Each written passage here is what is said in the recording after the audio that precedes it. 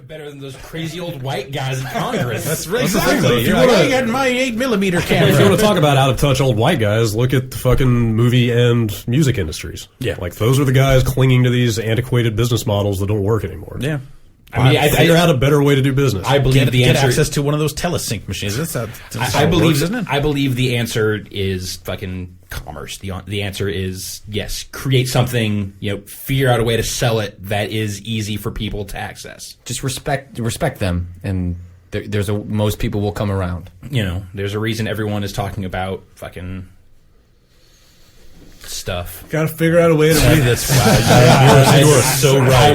I was going somewhere and just completely derailed. That's the leader for our generation. Why didn't you just get behind that? Like, why did you have to bail on that? That fucking stuff. I'm just talking about like everything, man. Just getting behind those millennials. Got to figure out a way to reach them. There's no reaching those millennials. They're beyond help. They're too special.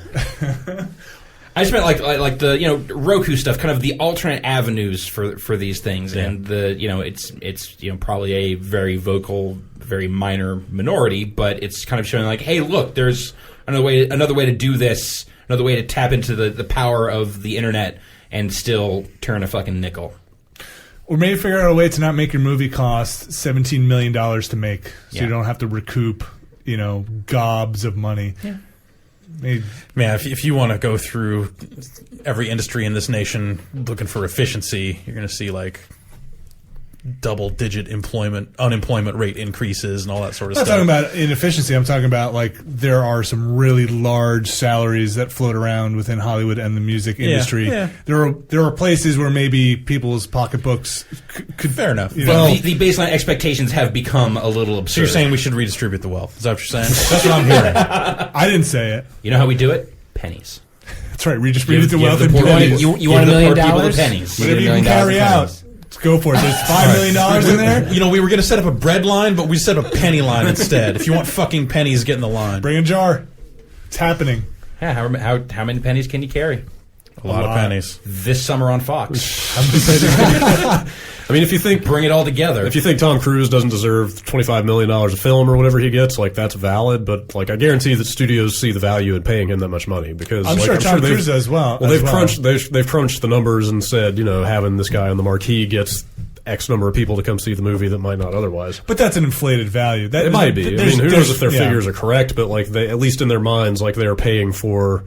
like star power, like they're not. It's not just that this guy can get away with it; it's that they think they're getting a certain amount of business by him being in the movie. I think there's a little bit of he can get away with it, to an extent. But they really because his movies make money. Yeah, because they really want him in the movie because he shows up in movies. I would love to be able to get away with it, dude. Yeah, if someone said, "Hey, do you want $25 million to do a thing?" Yeah, totally. And it wasn't like totally gross. And I would say, "No, I want 30." And they're like, "Well, okay." Right. Yeah. Because you can get away with it. But then if someone comes at you with $25 million, yeah, you're like, maybe 30. Right. So all I'm really saying is that, like, when you're going, even if they come back with 26, that's $1 million. when you're going after when you're making the claim that you are losing money hand over fist from piracy, and this is the way to stop that. Right. And I'm saying you're still making record profits. Nobody's in the poorhouse at the tops of those chains. Yeah. In the middle, I'm sure there are people losing jobs. There are as a production guy, I know there's probably a squeeze there, but there's a 1% of the 1% in the movie industry that is still not being like, all right, let's burn down Tom Cruise's house. Solve this problem.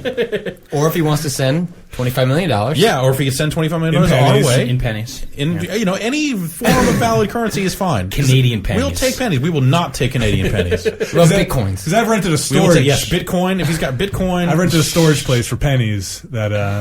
I'll just put all the pennies in there. Yeah, I wanted. There's just pennies in there, so I gave it up. There's a lot of pennies in here. I could make.